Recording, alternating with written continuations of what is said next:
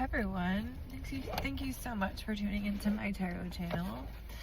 I wanted to do a different kind of reading. I've already selected the cards and it's only 4 cards, and I am not quite sure about this reading, but I just felt drawn to these cards. The Star card, the Magician, Seven of Wands, and the Moon. So there could be a situation right now where you are being called to act and to create and to manifest on your own, and it may be daunting. I'm seeing that you've come from a situation where there was a lot of strife. You maybe had to really fight for survival, and maybe you're still in that place.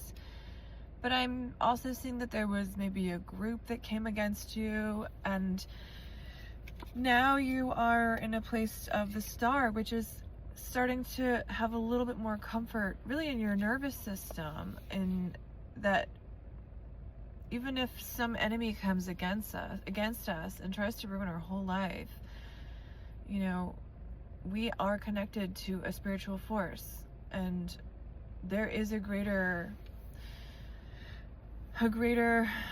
force watching us.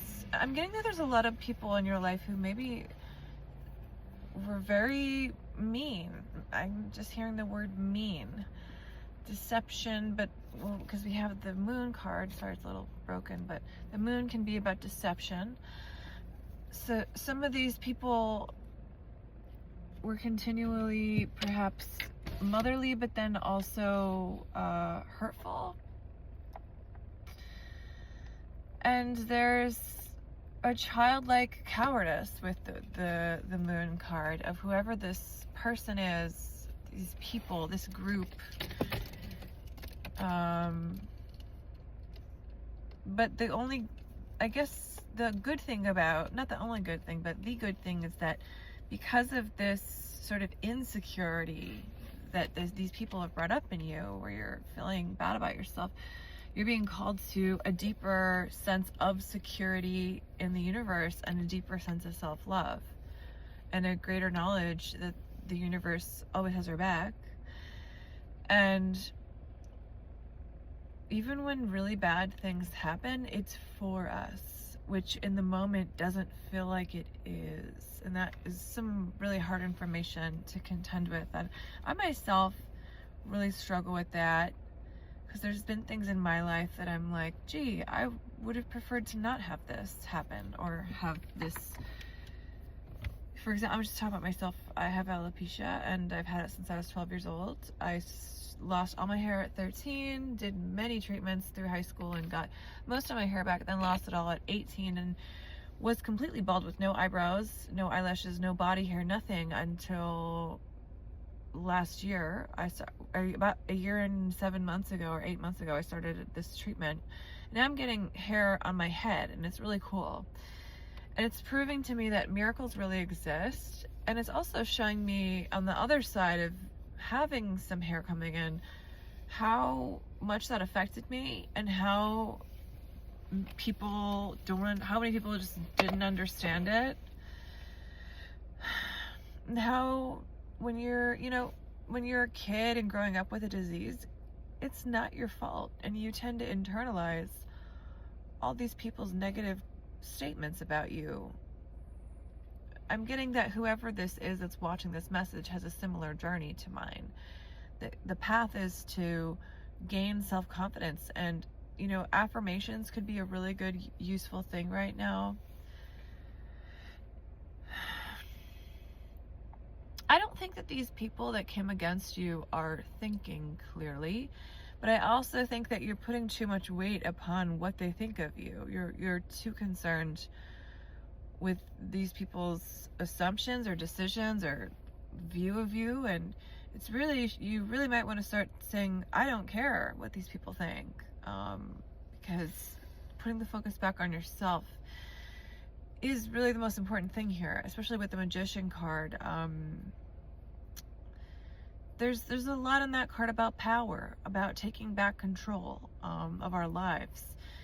in the original card, it shows the magician has all of the tools. You know, he has something symbolizing earth, fire, water, and air. He has like a wand and a cup, and anyway, whatever.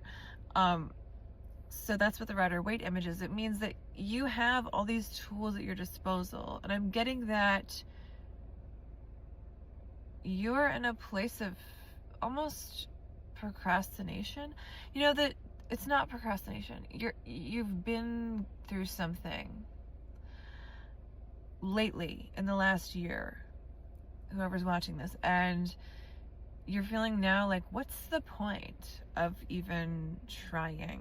Because you're so like, things have been so tough, and it feels like there's been this like barrier or wall. But the Star card comes after the Tower card.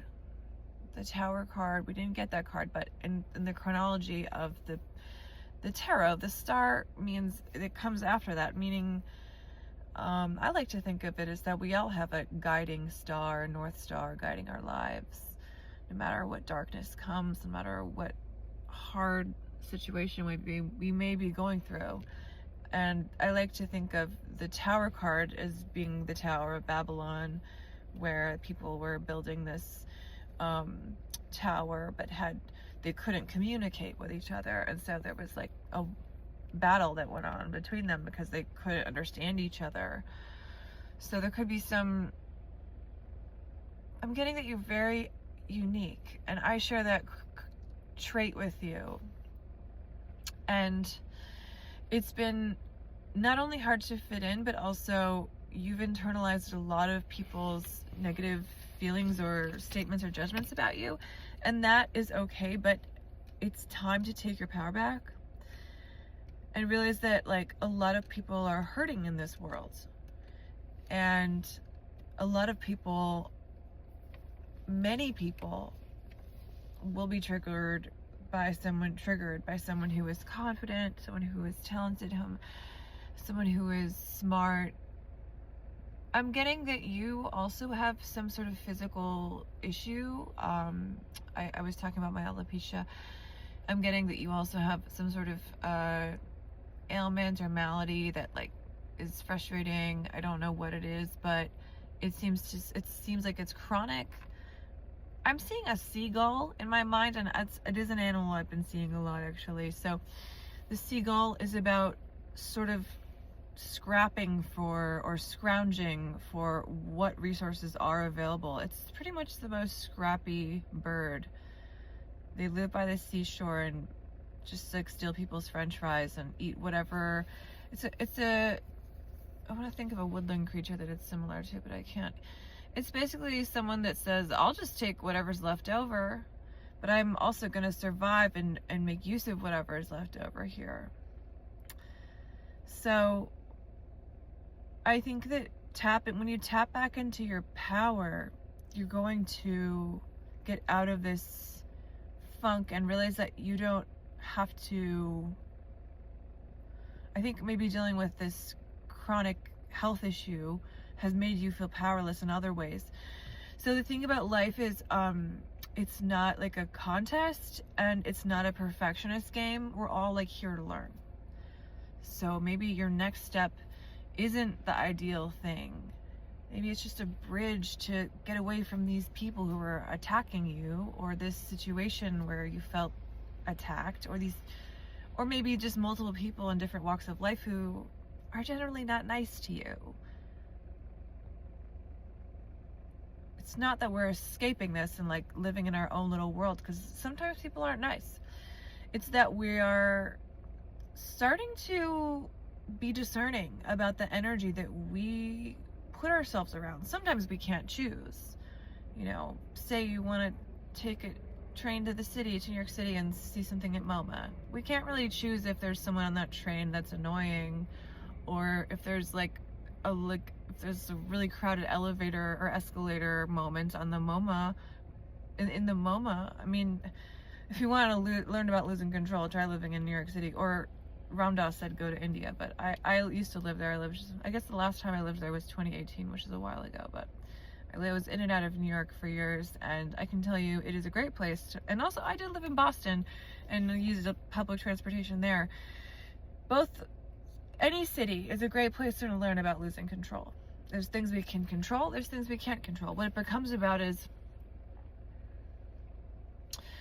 okay, I can't maybe choose that at 5 o'clock it's rush hour on the train uptown on the west side of New York City, but I can choose maybe I don't take that train anymore. You know what I'm saying? Maybe I don't hop on and get in the sardine box because I want to get there at a certain time. Maybe I find another way maybe I get a zip car. Maybe I don't expose myself to being on a subway with like hordes of people. Maybe I have panic disorder. I don't know, maybe you have anxiety, and we need to honor these things. It's just like someone who is allergic to nuts, they're not gonna go and like suddenly roll in nuts or nut oil. They have to be really discerning and say, I cannot eat nuts. I have allergies, it's similar with that. You know, I have limits of like what I can expose myself to with food. I have a lot of food allergies. I have limits of what I can expose myself to environmentally and with animals. These limits are not, they may feel like they're limits in a negative way, but I want you to see them as like guideposts or markers on your path right now. I want to dive a little more into the Seven of Wands just quickly though, because the Seven of Wands can be about a lot of intense energy, like fiery energy. In Spanish, the word for fire is fuego. A lot of fuego here. I'm just thinking of if I could think of the Latin root there, but I couldn't think of it. Maybe I'll put it in the comments. I think that like the thing about fire, because the wands is related to fire signs, is that of course it burns and hurts while it's happening. But another thing about it is that it purifies and cleanses and makes way for renewal. For example, if you had, when I was a kid and I've got a splinter in my hand, I learned to take a safety pin, put a flame on the safety pin, and then sort of dig it out quickly if it was on the subcutaneous. If it wasn't like subcutaneous, it was like on the top layer. It's an easy way to get rid of a splinter, but the fire purifies that so that I can go into my own hand here and not infect it.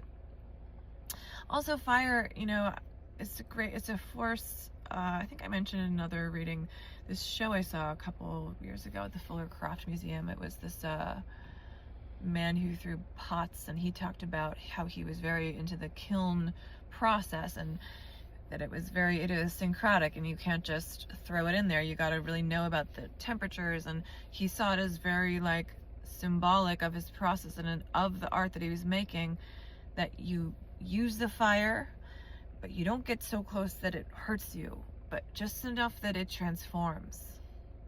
So I hope that's helpful for you. It's a little vague, but just know that these people who are, I'm feeling that you have some hurt feelings, and they're bringing up some childhood wounds and some self-esteem issues, and just like see these people as like, what is that old saying? Sticks and stones won't break my bones, but names will never hurt me.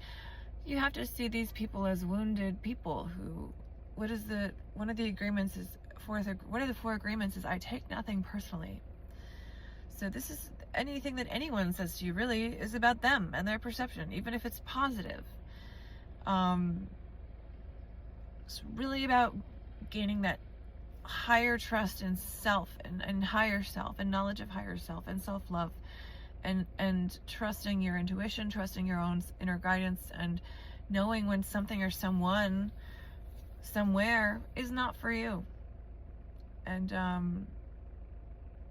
I just had this memory when I was a little kid, I had my appendix out preemptively because I had these food disorders, food allergies that we didn't really know about because I was 5. I just had constant discomfort. And then later they were like, you really can't eat this, and that. When I was like 9, they were like, you're incredibly allergic to the Western diet. So we had my appendix out thinking that may be what was going on. And I was in the hospital. I had to have a lot of blood work, and it was scary because I was 5. And I remember my grandmother who was from Argentina, sort of like standing up to them with her broken English and being like, because I was like throwing a bit of a tantrum because I didn't want my blood drawn again. I was like, I've had it with these people. And my grandmother said, let her choose which finger she wants to take the blood out of, which is very smart because it, gives the ability of choice to a child who feels they're being like taken over. It's like, okay, child, how do you choose to have this thing that you don't want to happen? I guess I'm talking about some of my own medical traumas here, but really, when we look at some of these pains and these hurts of other people, the mean comments, mean actions, it's a time to not take it personally. It's a time to say, okay, this person's really in a dark place where they're being cruel to people. This has nothing to do with me.